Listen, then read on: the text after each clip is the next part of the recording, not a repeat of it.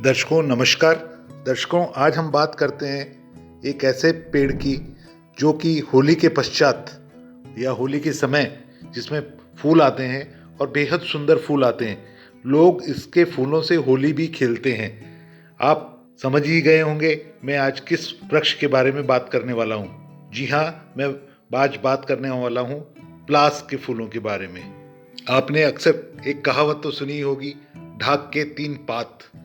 यानी जो ढाक का जो पेड़ होता है उसमें जब भी टहनी पे जब पत्तियां आती हैं तो तीन पत्तियां एक साथ आती हैं।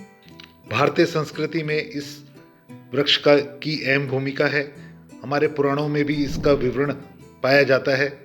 पलास के वृक्ष को विभिन्न नामों से जाना जाता है, जैसे कि हम कह सकते हैं संस्कृत में इसको रक्त पुष्पक कहते हैं, याज्ञिक कहते हैं, क्योंकि यज्ञ के अंदर ज़्यादातर इसकी लकड़ियों का इस्तेमाल किया जाता है। किंसुक कहा जाता है। अगर आप देखेंगे इसकी पवित्रता को देखते हुए इसका नाम पड़ा है ब्रह्म वृक्ष, क्योंकि ये एक पवित्र वृक्ष है। कुछ लोग इसको पलास कहते हैं, कुछ लोग इसको ढाक बोलते हैं, कुछ लोग टेसू बोलते हैं, कुछ लोग इसको ब्रह्म कलश के नाम से जानते हैं, कुछ लोग इसको त्रिपर्ण, क्योंकि तीन पत्तियां एक साथ होती हैं इसलिए इसको त्रिपर्ण के नाम से भी लोग जानते हैं। और इसके जो फूल होते हैं ये विशेष प्रकार के फूल होते हैं। जब ये खिलते हैं और खिलने से पूर्व और खिलने के बाद भी ये टेढ़े ही रहते हैं, तोते की चोंच की तरह। और ये पुष्प जो होते हैं ये इनका जो है आयुर्वेदिक गुण है इसके अंदर। होली के समय इसके जो फूल हैं इनकी पंखुड़ियों से होली खेलते हैं और इससे बहुत सारे रोग दूर हो जाते हैं। वहीं अगर हम इसके अंग्रेजी नाम की को ध्यान में रखें तो इसको बोला जाता है फ्लेम ऑफ द फॉरेस्ट या जंगल की आग। जब चारों तरफ जंगल में कोई फूल नहीं खिलता है तब ये फूल खिलता है और ऐसा लालिमा छा जाती है कि ऐसे लगता है मानो जंगल में आग लग गई हो। Flame of the forest. अगर वनस्पतिक नाम की बात करें तो इसका नाम है बुटिया मोनोस्पर्मा। इसके जो फूल होते हैं रक्त के समान लाल होते हैं और इसमें अलग वैरायटीज़ कुछ आती हैं, जिसमें कुछ में पीले रंग के फूल आते हैं, कुछ में रेड कलर के जो फूल आते हैं और कुछ में सफ़ेद कलर के भी फूल आते हैं। पर जो आज हम बात करने वाले हैं, हम लाल फूल वाले वृक्ष के बारे में बात करेंगे, बुटिया मोनोस्पर्मा के बारे में बात करेंगे। आज हम पलास के पेड़ के बारे में बात करेंगे। इस फूल को ब्रह्म पुष्प भी कहा जाता है क्योंकि इसके जो फूल हैं ये ब्रह्मा जी को बेहद पसंद हैं। कुछ अन्य नाम भी हैं जैसे कि छूल, कुछ लोग छूल बोलते हैं, परसा बोलते हैं और कुछ लोग इसको शिवला भी कहते हैं। पलास का पेड़ जो है एक भारतीय मूल का वृक्ष है। आमतौर पे अगर हम इसकी उत्पत्ति स्थल की बात करें तो दक्षिण एशिया एवं दक्षिण पूर्वी एशिया के अंदर ये वृक्ष पाया जाता है। और अगर हम भारत की बात करें तो ये राजस्थान के अरावली पर्वत पे पाया जाता है, आसपास पाया जाता है। हाँ, सिरस्का की अगर हम पहाड़ियाँ बात करें सिरस्का की, वहाँ जंगलों में पाया जाता है।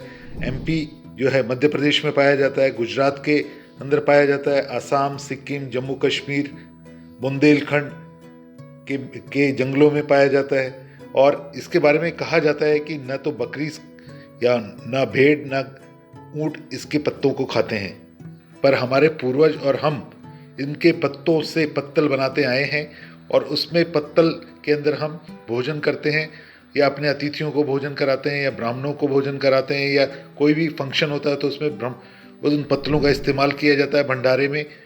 और कहा यह जाता है कि शास्त्रों में कि पलास के बने पत्तलों में अगर आप किसी को भोजन कराते हैं तो समझ लीजिए कि आप स्वर्ण पात्रों में यानी सोने के बर्तन में आप किसी को भोजन करा रहे हैं। इसके इतनी समानता पाई गई है, उससे इसका मुकाबला किया गया है।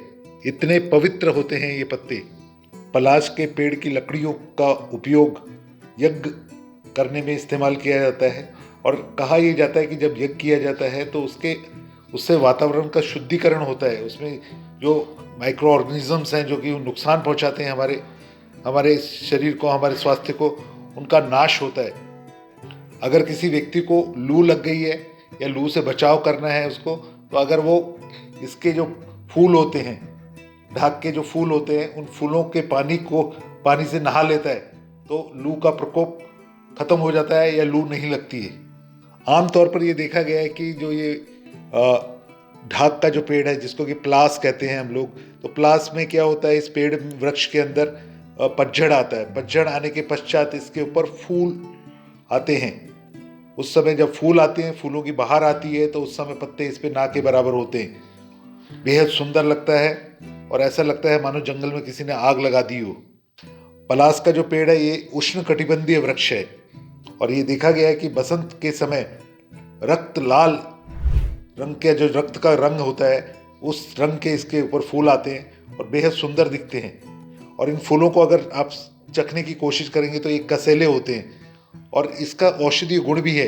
इससे क्या है, दस्त रोकने में भी, अगर आपको डायरिया की प्रॉब्लम है तो उसको रोकने में भी ये अहम भूमिका अदा करते हैं। छत्तीसगढ़, झारखंड जैसे MP, इन जगहों पर इसके फूलों से सब्जी भी बनाई जाती है, काढ़ा भी तैयार किया जाता है।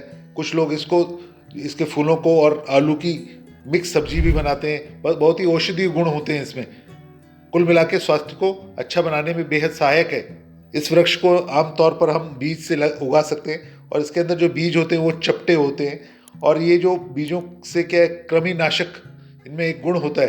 पेट में अगर आपके कोई प्रकार का कीड़ा है तो उसका नाश हो जाता है। इस वृक्ष में एंटी एजिंग गुण भी पाए गए हैं। अगर आप इस पौधे से कुछ ऐसी औषधियाँ भी बनती हैं जिससे कि आपकी जो आयु है, बढ़ती आयु को रोका जा सकता है। एंटी एजिंग इफेक्ट है इसमें। अंत में मैं ये कहूँगा कि यह एक दुर्लभ खूबसूरत पेड़ है जिसको हमें बचाना होगा, जिसकी संख्या तेजी से कम होती जा रही है। भारतीय मूल का वृक्ष है, उष्ण कटिबंधीय क्षेत्र में अच्छे से ग्रो करता है।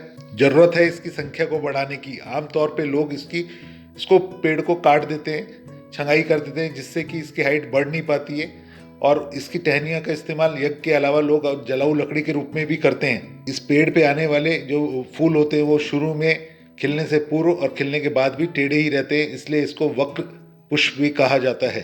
ढाक के जो फूल होते हैं बेहद खूबसूरत होते हैं और इनसे जो रस निकलता है वो रस मधुमक्खियों को अपनी ओर आकर्षित करता है, पंछियों को अपनी ओर आकर्षित करता है और बच्चों को भी इसका जो रस है बहुत अच्छा लगता है। लास का पेड़ जो आमतौर पे जंगलों में आपको देखने को मिल सकता है, परंतु इनकी जो संख्या है धीरे धीरे कम होती जा रही है और इस वृक्ष को हमें बचाना होगा, इनका संवर्धन करना होगा ताकि इस आयुर्वेदिक एवं पवित्र वृक्ष को हम बचा सकें और इनकी जनसंख्या बढ़ा सकें, क्योंकि ये एक महत्वपूर्ण वृक्ष है जिसका वर्णन हमारे पुराणों में भी मिलता है और हमारी संस्कृति से जुड़ा हुआ ये वृक्ष है।